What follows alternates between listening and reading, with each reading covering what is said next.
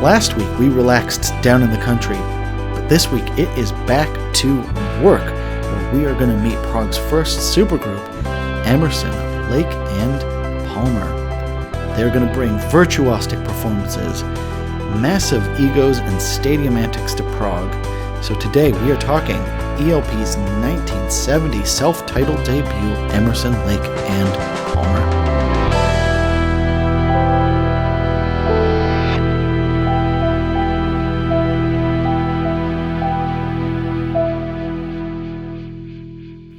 So, welcome to A Sort of Young Person's Guide to Prog Rock. I am your host, Ian Prize, and we join ELP for their 1970 debut, Emerson, Lake and Palmer. So, we join Keith Emerson and Greg Lake in their respective bands, The Nice and King Crimson, and they are on tour in the west coast of America. Their bands played together on the same touring bill, and they thought in the back of their minds it would be really nice to play with each other. When both King Crimson and The Nice collapsed in 1969, both Greg Lake and Keith Emerson thought, well, we should finally do this thing. So they contacted their soon-to-be manager, Tony Stratton Smith, and soon auditioned a young drummer, late of Atomic Rooster, called Carl Palmer. So they did a warm-up set, and then their second concert of all time was at the Isle of Wight Festival in front of 500,000 people. So they started super, and they never stopped. So the two main threads of ELP, the band, during their tenure would be a relentless effort to be the best of the best of the best in terms of their musical prowess, and combining Western classical music with rock. They would go on to be the stadium act of 1970s prog, with big bombastic, classically infused songs mixed with sensitive ballads, all performed with outrageous musical virtuosity. So, cards on the table. ELP are not my favorite, nor is this my favorite of their albums. But this album reminds me of why I love ELP. There's a lot of good little nuggets in here. And ELP, the band, remind me of why I love prog. They're a band designed for your lizard brain. They're just pure, raw epicness and emotion and all that stuff. So I may have less of a personal connection with them, but I think they're stadium music for everyone. And when I'm done contemplating my life, society, and Greek myths with Yes and Pink Floyd and Genesis, I just want to get it on. So here to assist me with my getting it on, I am joined by the barbarian himself, Rufus Daw. Hello, Rufus. Hi there, how's it going? And the lucky Gan himself, Brian Gann. How you doing, Brian? I'm doing great, Ian. How are you? Doing fabulous. I like being called a barbarian. That's there we go. It suits you. So, I guess talk me through this. This was your first time really listening to ELP, but you are a musician's musician. So how did you experience this album? Yeah, it went down pretty well. I think generally, as a listener, I didn't enjoy the album as a whole. Yeah. There are obviously parts of it that I really enjoyed, predominantly the last song, but we'll get into that. Yep. It's clear they're really, really talented musicians. Yep. I think why I struggled with the album was because there is so much showing off in the first few songs. Yeah. In the last few songs. And in the last few songs. Yeah. And I think it made it a bit difficult to listen to. I mean, clearly it's good. And maybe if you're a bigger fan of jazz, then you're going to get a lot more out of it. But just as a personal experience, it was not the best. Okay. Regardless, you can see what they're trying to do, and it's very impressive how they do it, specifically calling on these jazz techniques to make a sort of prog that I haven't really heard before, and I think they do it well. Ooh, it has been years since I listened to this album, and I'll just cut to the chase. It's uneven. Yeah. I think it's good, but it's definitely not great. I think it took them, and like many bands, it took them 2 albums to really nail their signature sound. But by the time they get to Trilogy, I think you can see the DNA in this album, but they don't quite get there. Yes. Yeah, I'd say it is a fairly uneven album. Do you think it's too disjointed, or is there a bit of charm in the variety? I'm going to say too disjointed. I mean, I like variety. I mean, and we will discuss later about trilogy, and I think there's a good variety. There's a cowboy hoedown sandwich in the middle of that Yeah, album, okay, yeah, but yeah. yeah, this just doesn't work for me. It's an interesting start. You go through jazz, you go through instrumentals, you go through their signature song, "Lucky Man," which doesn't sound like anything else they've ever done ever, or will never do after this. Yeah, looks like I'm going to be the lone defender on this podcast. Whoa. It's 2 against 1. I guess we start at the very top with the fact that ELP are a supergroup. Yes. So as Greg Lake said, this band is an arrangement. It's not like the Beatles. I think he said we weren't mates from day one. So he's like, the spotlight is always on you, and we didn't have a chance to develop organically. And I think that it might be something you're responding to. My lack of history on them, I think, will stop me from saying anything too profound. But I think that's kind of what it sounds like. I mean, imagine, if you think about the great rock musicians, if you just threw them together and said, hey, make a great album, that doesn't necessarily guarantee you success. I think you have to have a bit of chemistry and meshing together. So I think that does make sense, right? You get these super talented guys, and I think no one's denying their talent, and then throw them into an album, and then they say, great, let's do jazz covers of classical music. Okay, yeah. I'm trying to think. It must have worked at some point. I'm trying to think of the great supergroups. I feel like Cream is the only one I can think off the top of my head. Do you count Traveling Wilburys? Oh, actually, yes. No, you're 100% right. I think Traveling Wilburys. And then Crosby, Stills, Nash, and Young are weird because they were a supergroup before they were individual people. But yeah, no, it's not a formula that really guarantees success. You're completely right. And I think it has something to do with the strong musical personalities. And it has a problem like this album might, for some people, respond to, that it tumbles into some sort of disjointed mess. Yes. I think in terms of the prog rock DNA, I think it's all there because you get, the strong instrumentals, you get the covers of classical, there's two, The Barbarian and Knife Edge. There's 3 instrumentals. Half of this album is just instrumentals, which is interesting. Yeah. And then you get, a strong vocal performance with Lucky Man. There's some parts in Take a Pebble that are all right. Yeah, I think that's a fair assessment. Yeah, it might be mirrored in the music that they've made here. They are just 3 individuals who are very good at what they do, and they're trying to find a way to express their musicianship together, but right now maybe it doesn't quite click. I mean, as we can tell from their later success, it really does click, but for now maybe not. Yeah, I was going to say, I think this album is an interesting one, and I did feel it was important to start with it because I personally think, it's an album that rewards more listens. Yeah. And I think when you get into the ELP mindset, and I think the confidence of them being the best musicians, like the supergroup thing, I think kind of like watching Michael Jordan or something. I don't know. I personally get like a contact high from their excellence. Yeah. And I think maybe not in a song by song basis, but I think in a total vibe where it's like, oh my God, I want to learn that drum fill. Yeah. I want to be able to play those keys. As a whole experience, I think I want to be ELP. Oh, sorry. I was just going to say, so the picture I can kind of paint to describe what I feel about it is, this would be very specific to anyone who's listening who has any idea about English football. But in the early 2000s, the English football team classically picked some of the best players they could from the different clubs and squidged them together and put them into the World Cup and said, off you go, good luck. Yeah. And they were terrible because of it, because they didn't have that ability to play off one another, essentially. Sure. And I think that is testament to an issue that you get with these supergroups, and probably the sort of growing pains that ELP may or may not be expressing within this album, is that inability to really know one another as players, whether that be football or whether that be music, and being able to sort of gel together to not only create songs that fit all of your individual vibes, I guess. Yeah. But also ones that, basically sound good. And maybe that's why they start off with the Barbarian, the classical piece, or their variation of that. So we'll start off with the Barbarian, which is a piece they adapted from Bela Bartok's Il Barbaro, which is some part of his, I think, a piano concerto. Right out the gates, you're flagged up with a bunch of ELP trademarks. So the first thing is this is based on Western classical music.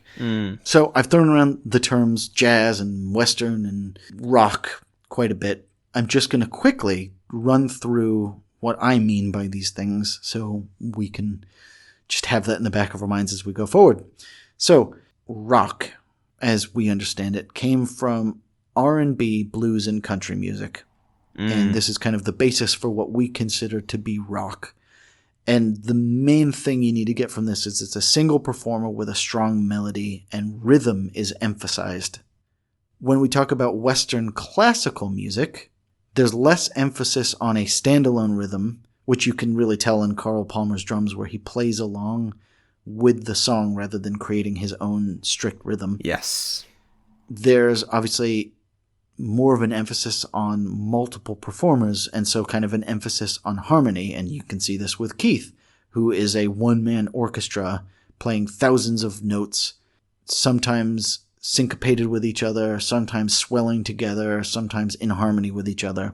And then finally, jazz. And obviously jazz means almost anything you want it to be, but roughly what I'm speaking when I'm talking about jazz in this context, it's less of a musical form than a way of doing things. So you're improving and twisting song forms. And additionally, adding dissonant harmonies. So not just diatonic notes.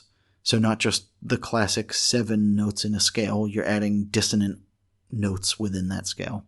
So that's what I mean when I'm talking about rock, Western classical, and jazz music. Fabulous. Cool. So they start off with this kind of fusion of rock and Western classical, which is classic ELP. And I think the other thing is they're not just using classical music like Mozart. They're using like romanticism and modern music, which means that the music's not as, I guess, diatonic and sweet as like a Mozart or a Bach, or even kind of a Beethoven might be. I think the music's a lot weirder. Like you get a lot more clashing tones, a lot less diatonic, C major, G major type of stuff. Yeah. It's pretty different. And again, I hadn't listened to this in years, so it was kind of unexpected. A very loud, crunchy start. I mean, there's some almost heavy metal kind of guitar sounds. I think it's also interesting that this is supposed to be our introduction to the supergroup, and the very first thing to do is a cover.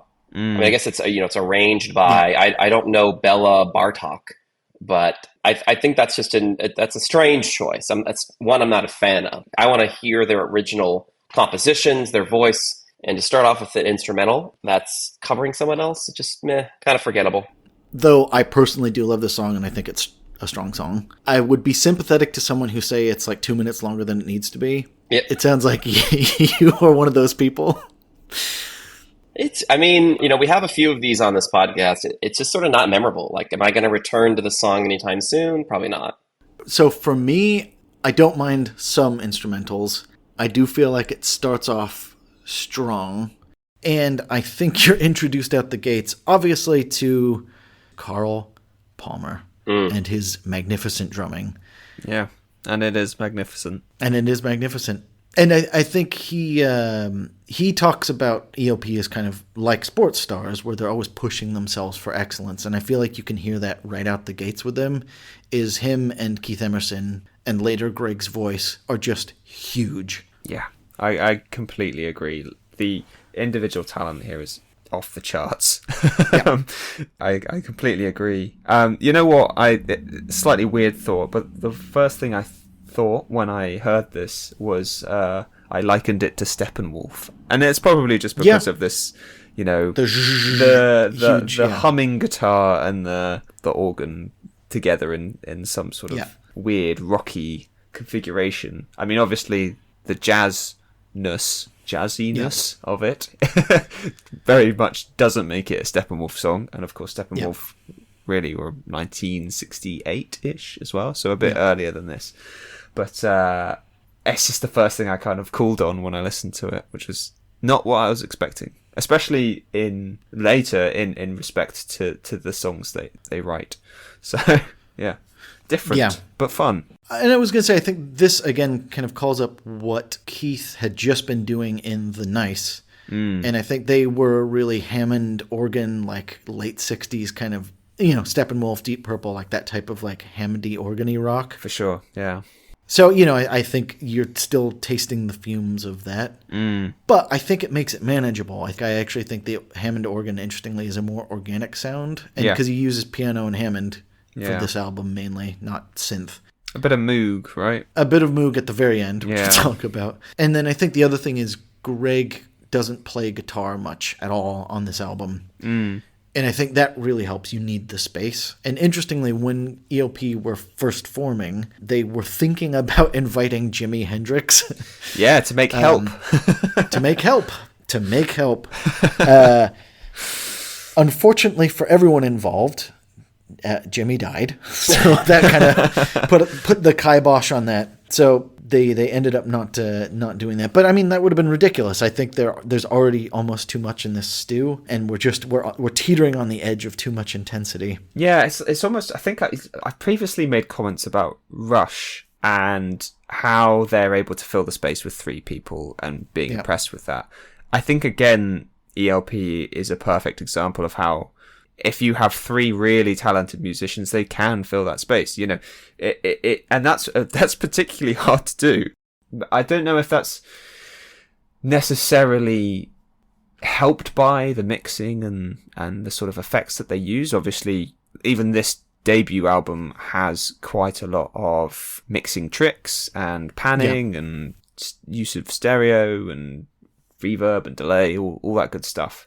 Yeah. And obviously that helps make space, but I think even as musicians, they are good enough to fill that space, just the 3 of them, which is awesome.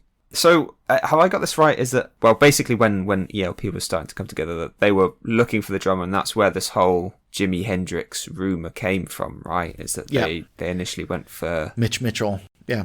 And he's like, oh, we'll bring along Jimmy as well. Yeah. So I believe the story is that Mitch Mitchell's manager took a handgun to the meeting. Oh, right, okay. And Greg Lake was like, well, this is really weird. And so it kind of fell through. Yeah, that sounds very uncomfortable.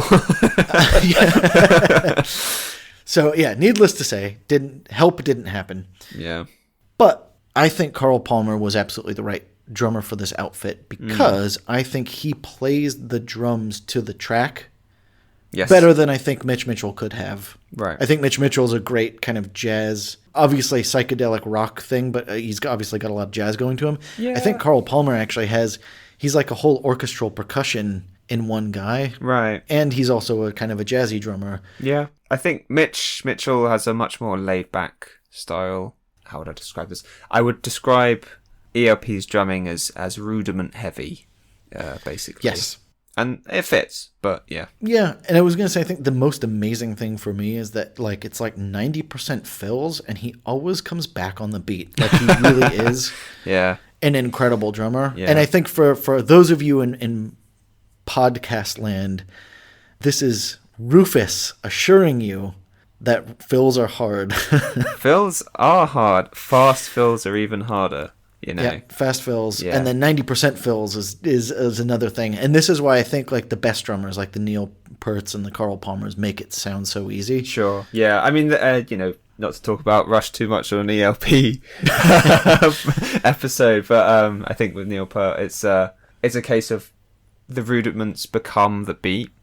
So for the listeners, there is a certain rudiment, so a sticking, that is called a paradiddle, and one of Neil Peart's go-to beats that he plays has a paradiddle within it.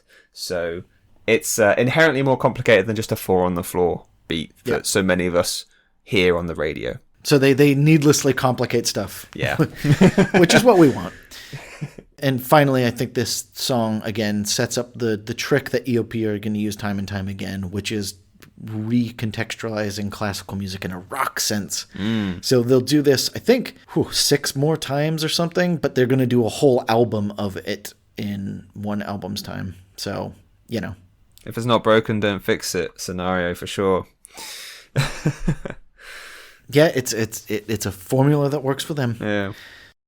So, next we take a pebble and we cast it to the sea with Take a Pebble.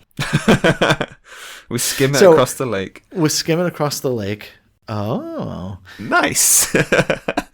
In our palm. Anyways, so we're introduced to Greg and Keith for this track a lot more. But this is still the era where they wrote stuff separately. And we start with a tender Greg, and that's the Take a Pebble bit. And I think the trick of ELP, the thing I do think really makes them tick, is that Keith needed Greg's voice. Yes. To balance his keys. Yeah. And obviously here we're still in a very, very tender thing, but you can hear Greg come out the gates with that Greg Lake voice that we love so much from King Crimson. It is fantastic. It is so delicate, as you say. It's so soft. Yeah.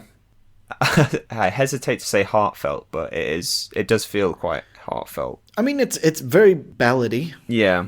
And I think also this first part especially, you hear Keith playing the inside of a piano. So he's literally playing the strings of the inside of the piano, which is that kind of like zithery sound. And then obviously he's playing the beautiful like trickling piano runs. Yeah. Which is the pebble being cast and the ripples and all that stuff. Yeah. And I think this part's just so well orchestrated. They really bring that smoky jazz sound to it. Because it picks up with Carl Palmer playing brush sticks. Yes. And it's really going. And then Keith does his little jazz breakdown, which is just a recapitulation of that first part. And I think this brings up another tension that ELP really struggled with throughout their time. I think Keith was ultimately wanted to either be a concert pianist or in a jazz trio. I honestly get the sense that he's always wanting to break out of ELP. And I know he loved being in ELP, and I know like the band meant a lot to him, but then I think like artistically it was so obvious he was most satisfied doing his little jazz and classical stuff. So I think it kind of, you start with this really nice ballad, and then out of the blue is kind of like jazz time. Yeah, it does.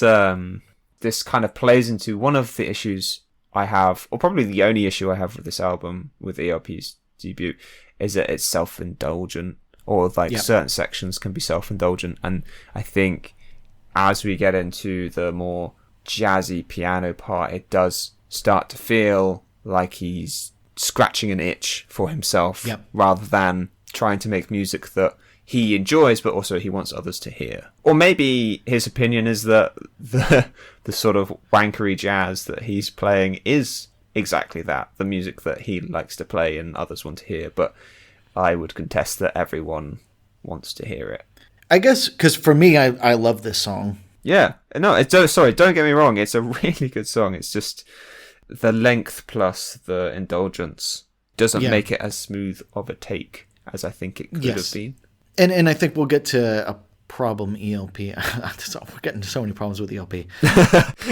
By the way, I think they're a really excellent band, but yeah, there's these tiny little nitpicks that I have. I think this is probably one of the first albums I would have classed as challenging. So we've done 9 or so albums on this podcast so far. Yeah. And they've all been eminently listenable. And I wouldn't have, like, I could give them to anyone. I think ELP is kind of tougher stuff to chew on. I think there's a lot of, like, absolute gems in ELP. And as I say, I think the concept of ELP, they're the apotheosis of prog. And, maybe actually challenging isn't exactly the phrase I would use, because as I said earlier, I think ELP uses a lot of broad emotions and big emotions like, epicness, rockingness, tenderness. I just think they use a lot of musical information as well. So I feel like their songs can end up being really rich, both in terms of, the amount of notes played, the amount of epicness brought, and the amount of parts per song, jumping back and forth between keyboard and organ and singing and drums and all that stuff. I would have liked this song if it was shorter. I don't think it needs to be 12 minutes long, because I do like I wrote down in my notes folk jamming. I don't know if that's what you call it. The middle bit. This is our introduction to Greg Lake's vocals, which I like.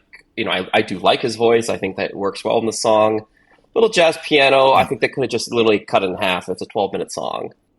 Okay, yeah. The other thing I'll say is there's a part of this, I think kind of near the middle, maybe about the third of the way through, it gets so quiet. I thought Spotify turned off. I actually had to check to Yep. see if the song was still going, if the album was still playing. I mean, it's like, it just stops at one point. Yeah. I don't normally comment on mixing on this podcast, but that is one of those really weird choices. There's been no subsequent re-release where they've turned it back up. It really just like goes all the way down. And it really is like you're like straining, and then a little folk breakdown starts. So live he plays an actual song. I've seen it as Old Blue, a traditional Ozark song, bluegrass song, made famous by the Dillards. So any of my dill heads out there. No, genuinely, this is me plugging for the Dillards. Nice. But it's a shame it's not a real song on the album. Like, it's just kind of Greg playing a little, like, bluesy, acoustic-y breakdown, because I think this is the part where I'm like, okay. And he starts building some steam, because he's doing that little sweet riff. And you're like, oh, yeah. And then, just kidding, we're jazzing again. Yeah. I, again, will be sympathetic to everyone who says you could cut the song in half.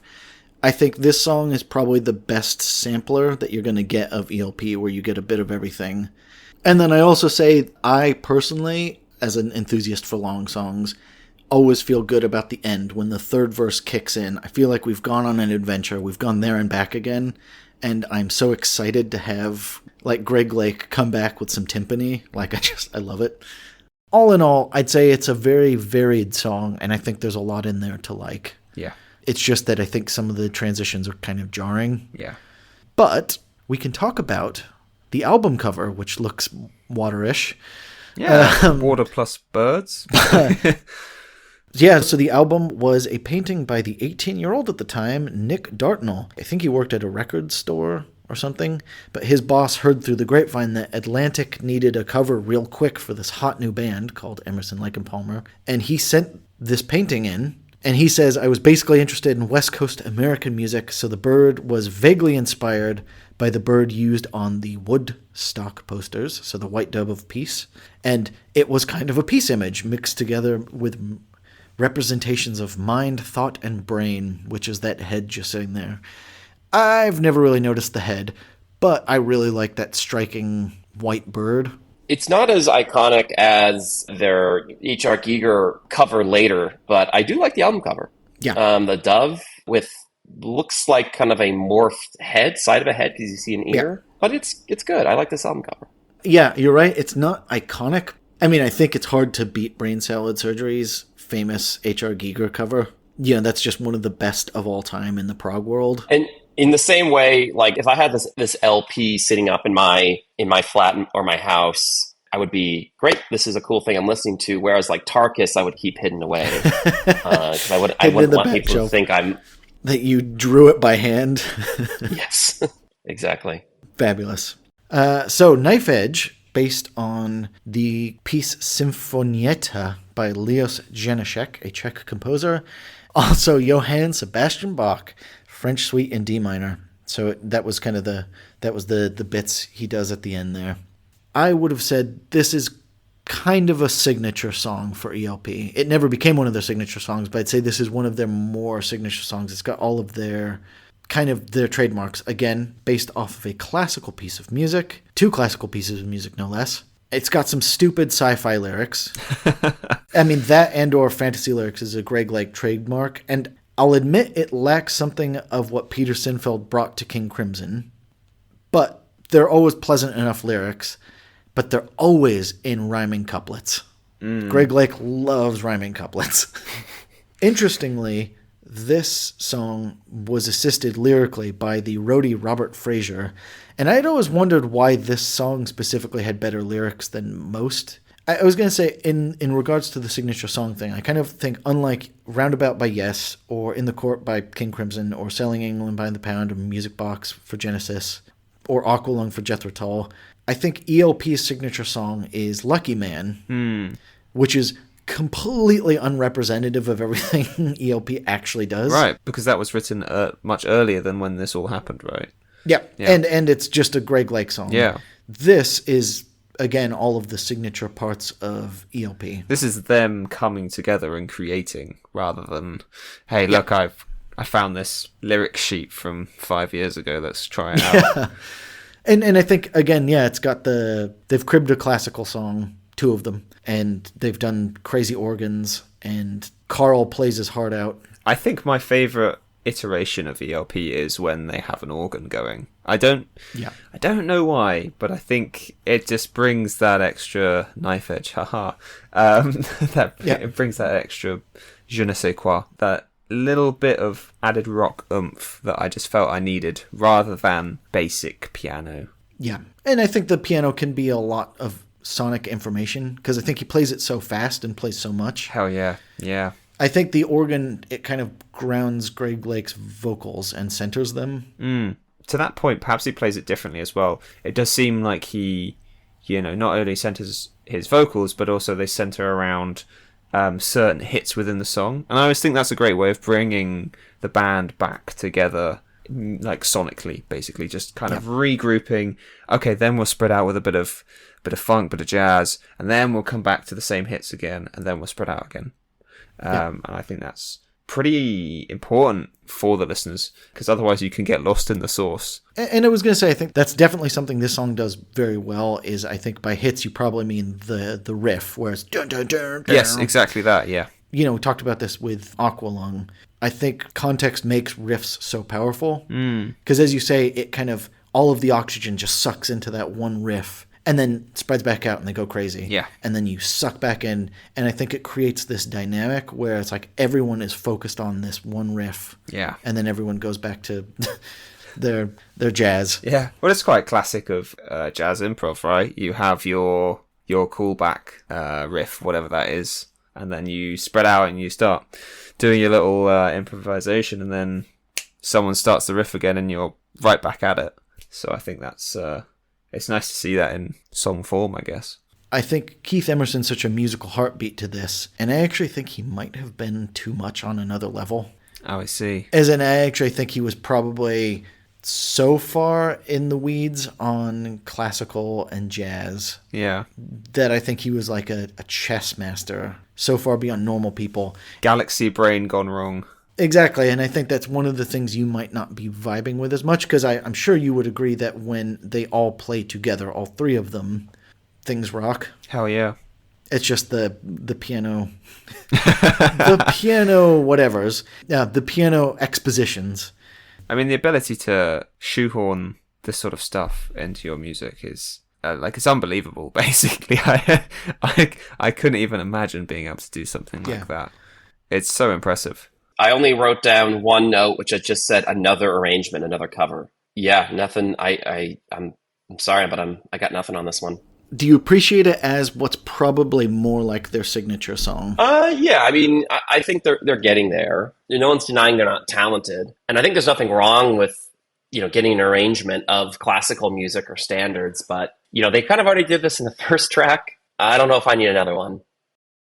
Such as the 3 Fates, which comes up next, which we will not talk about. We're just going to pass over that one. It is thick. It is hard to listen to.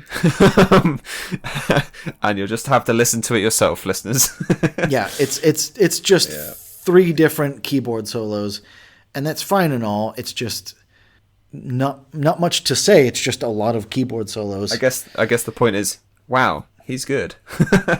The 3 Fates is, I think, Keith Emerson's Fan of the Opera moment. There's some fun, organs, gets into Greek mythology, which reminds me actually of kind of future Rick Wakeman. Okay, I mean, there's I think very prog to have, King Arthur, Journey to the Center of the Earth, these kind of either classic stories or, Journey to the Center of the Earth, I suppose, was fairly modern. But what I'm getting at is, these, it's like a mini concept album.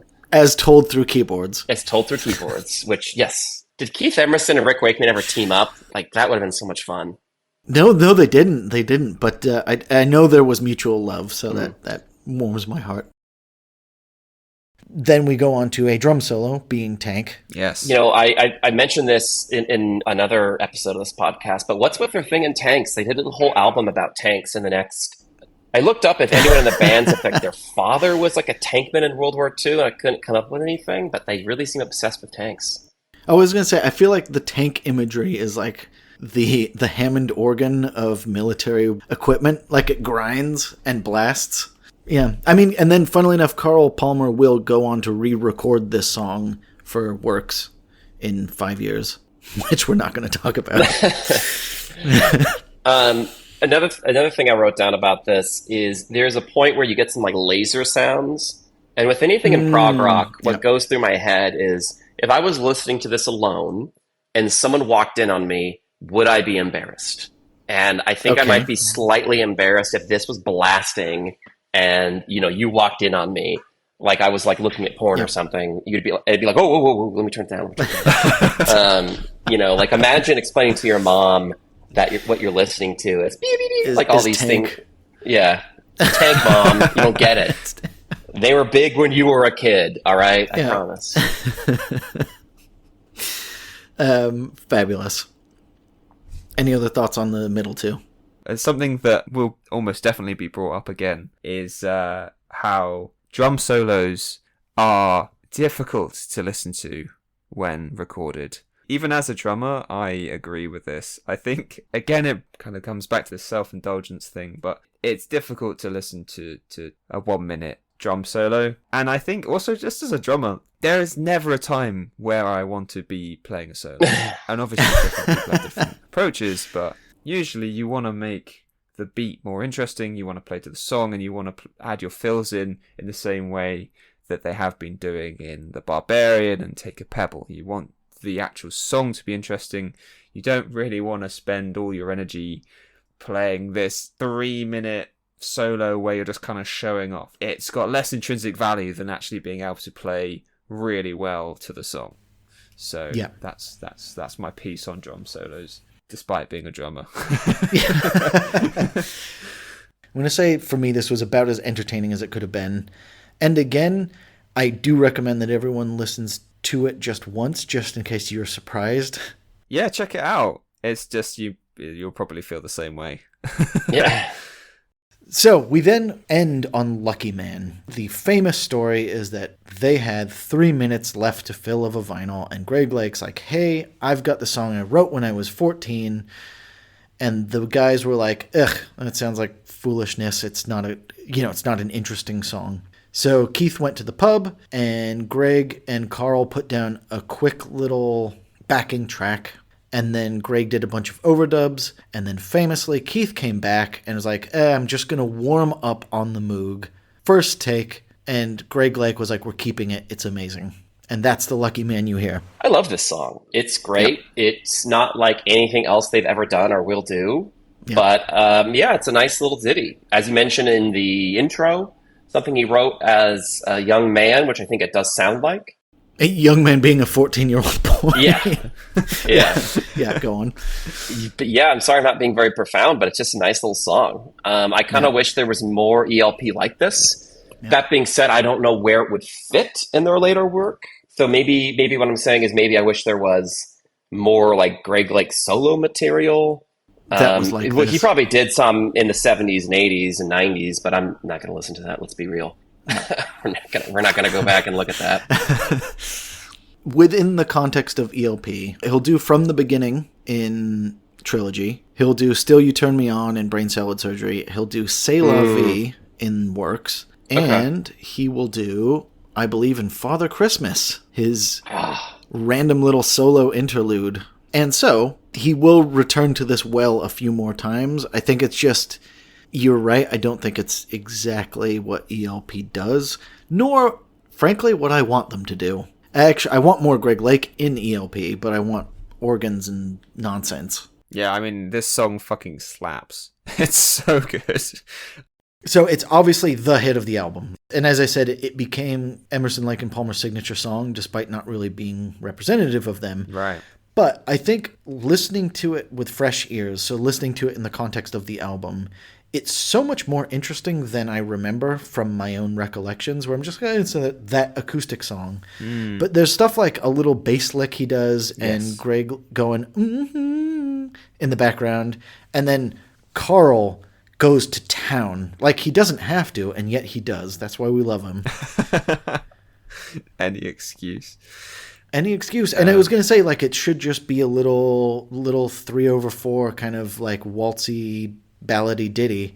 And then Carl is just like, no, I'm going to do fills for all 3 minutes. And it's fantastic. They don't feel out of place either. No. Not to talk about drums too much, but they are really tight fills. They're sharp. Fast. To the point, and usually syncopated with beats coming from the other players. Yeah. So that goes to say that it's much easier to ingest than if it was sloppy, I guess. And I think actually it's a credit to Carl that he can play on Take a Pebble, so light jazzy song. He can play on Knife Edge, a huge song.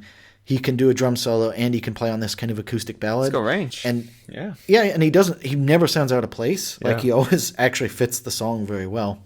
I guess just to reiterate my point, my poorly made point, I don't think a John Bonham beat would work here. There's a light touch required. Yeah. So that was a little blast through Emerson, Lake and Palmer's debut. So as I said, for me, it marks as a very, very fun debut from a very important prog band. And I think it highlights the highs and the lows that will plague them and reward them throughout their career. So I'll start with the lows. Lows, obviously, self-indulgence. I like how in the show notes you've just written wanking. Yeah, what can you do? It's true. It's true. No, and that's how it goes. And I think it's the self-indulgence, I think, can start to wear on people. And I think, well, stuff that might be fun in a stadium. So keep in mind, they started as a stadium act. Well, correct me if I'm wrong, but I believe when Greg Lake was leaving King Crimson to do the vocals on In the Wake of Poseidon, part of his payment was the PA system so that he could do these huge shows. Yeah. So, I mean, it makes perfect sense. I'll put it this way. Imagine playing these first 3 albums from ELP to a non-prog person and tell them that this was a giant stadium band. I think you'd get a lot of confused looks because how these songs translate to the stadium. Well, again, there's a few that I think make sense, like Hoedown or something. Yeah. But I think it's even difficult for me to really envision them as a big stadium band. Oh, that's interesting. Yeah, I mean, like, there's so much jazz and so much piano. Yeah. I mean, the big drums come out in a few songs, the organs, obviously, but I guess maybe that's just what packed in the stadiums, you know? Yes, selling out stadiums is still weird to me, as much as I love Yes. But mind you, like, I'm very familiar with Yes's live material, and so, like, I can hear how, like, Starship Trooper gets so fucking big, so powerful. But maybe this is just my own ignorance. I need to delve into the depths of ELP Live.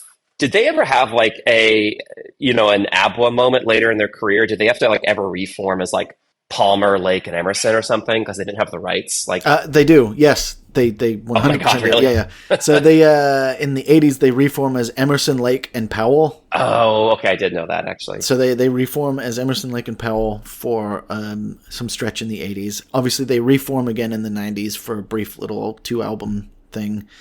Yeah, it's interesting that you say you can't hear the stadium-ness of it all. I will admit some of the more delicate jazz piano parts could be weird. Famously, Keith Emerson will play the rotating grand piano, and I think kind of it doesn't matter what the songs are at that point. If you're doing a stage show, and I think all 3 of them could put on a show, because even a delicate song like Take a Pebble, I can definitely hear them playing it live on a stadium where you'd have the dramatics of like the spotlight on Greg, and then Carl and Emerson kick in, and then I don't know if it explodes in the same way Knife Edge does, but like you can hear the build. Wait, I'll need to do some research. Yeah, I mean, this shit would sound so good at the Isle of Wight festival when they played it. What a fantastic set of songs to listen to in that place. And I think they were always there. Like, I think they started at Stadium and stayed at Stadium. Yeah. So I think that they kind of had that going on. Yeah. Also, when it's just Keith, I think that can feel like solos quite a bit. Especially rapid jazz piano solos. I think in the context of an otherwise pretty rockin' album, I think that can lose people. Yeah. And I think the extremes of emotion can feel trite sometimes, where you have really bombastic emotions and kind of simplistic lyrics that as I say, just feel like rhyming couplets sometimes. Mm. But I think this album also really highlights their highs. And obviously the musicianship, number one high. Yeah, clearly they're incredibly talented. Including Greg's voice, heavenly. Yeah, absolutely. And they mix it in a way that just kind of uplifts it further as well, right? Which is lovely. And as we had said, like I think it's helped by the fact that it's just Greg, some organs, and Carl Palmer going nuts. Yeah. I think when ELP does those three things, it's going to be a good song. Absolutely. And then I think the other high that I always get from them is extremes of emotion in the other way, where I actually really do like the bombasticness and tenderness. Yeah. And I think, again, because they were a stadium act, I think you get just the rawness of the emotion. There's actually nothing... There's something complicated about the musicianship, but there's nothing complicated about the songs. That's so true. That's so true. Like, I think they actually give you the emotional package pretty quickly. Yeah. And so you're right in it. I guess if it was the other way, they would just be any old frog band, basically. And I was going to say, I think it is testament to them that I can't think of a band that followed in their footsteps at all. Yeah. Maybe in some way Muse. Oh, that's interesting. I don't know why I went with Muse there instead of... Now it sounds weird to me. Muse. Muse. No, it is Muse. It is Muse, yeah. No, I've started to weird myself out. Muse. Anyways, the band Muse, I think they're a spiritual successor in the sense that they are a bombastic stadium band. Use of synths, sort of fantastical imagery in the lyrics and stuff. Yeah. Yeah, I can see that. Yeah. But I think, other than that, like a band that played complicated music but stadium level of bombasticness never really came back around again. So I thought it was important that we start here with the ELP debut. Yeah. And we are not at peak ELP yet. They're going to sharpen their sound quite a bit. And they're going to add in synths and all sorts of other ridiculousness. There will be more jazz. You can guarantee it. You can always guarantee it. So much more jazz. But I'm going to say this reminds me of why I like prog. Yeah. They swing for the fences, and I absolutely love that. So do you have a final highlight or anything? Final thoughts on ELP? 3 amazing musicians come together and create something beautiful, but something initially quite difficult to listen to. That's my overall thoughts, and that's your feeling about this album. That's my feeling about the album, and I think if this is your first album, clearly you're set up for success because you've got one band-defining song, albeit maybe not the one that you wanted, and then the rest clearly show your width and your depth of your musicianship. So it's clearly a worthwhile album, and I know it's a bit hard on it on the start, but I guess talking it through, it is actually really good. I have been converted. I do still think that there are difficult to listen to songs in the album, as we've literally skipped over 2 of them, but maybe that's fine. Yeah, almost as a sampler pack. Yeah. I full-heartedly recommend this album. I think it's a great debut for a very important band. And I think Barbarian, Take a Pebble, definitely Knife Edge, and definitely Lucky Man, I feel like flag up a lot of things that make ELP great and interesting to listen to. It's not an album I would ever force you to listen to Clockwork Orange style. Like, I am never going to plug you in and force you to listen to this album. It is challenging at times, but not as challenging as, say, later King Crimson will be or whatever. I think it's a pleasant album, and it's all on the surface. Yeah. Did you at least hear that they had fun making it? Yes. Yeah. I can totally see that. I think it was Ryan said the only person having fun using the jackhammer is the guy using the jackhammer. Or however that expression goes. Yeah. The only guy who the drill doesn't annoy is the one holding it. That's it. Yeah. Any final thoughts on this album? This album is a pack of Starburst, right? Okay. Yeah. And Lucky Man is like the strawberry one. Yeah, everyone likes it. There's Pebble and Knife Edge. they're like, I don't know, raspberry and blackcurrant.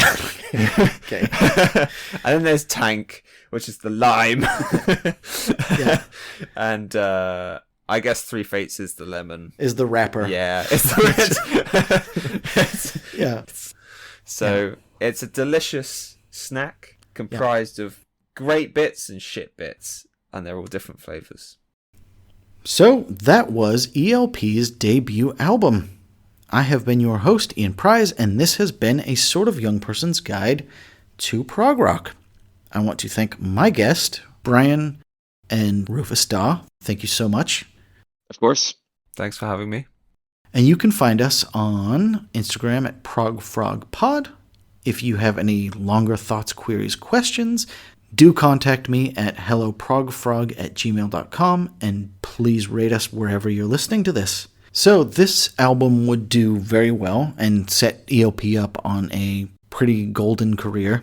Their next album would be the outrageously proggy Tarkus, about an armadillo tank and his battles with a manticore. Then they would take a turn into the classical and do a rockified version of Modest Mogorsky's Pictures at an Exhibition, which they recorded live and became a surprise hit for them. But we will be rejoining them with 1972's Trilogy. But that will be in Season 2, which we will pick up again in just a little bit. And we will kick off with a very hairy Pink Floyd as they exit the psychedelic wilderness and shave their songs down to a manageable 20 minutes. So join us next time for Pink Floyd's 1971 Metal.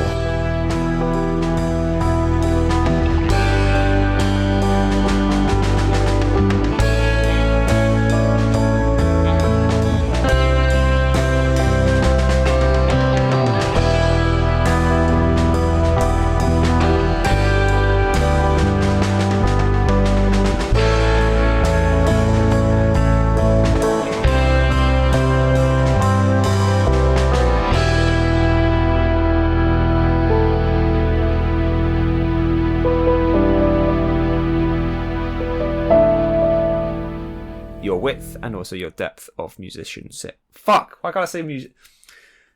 Muse! Yeah, your muse.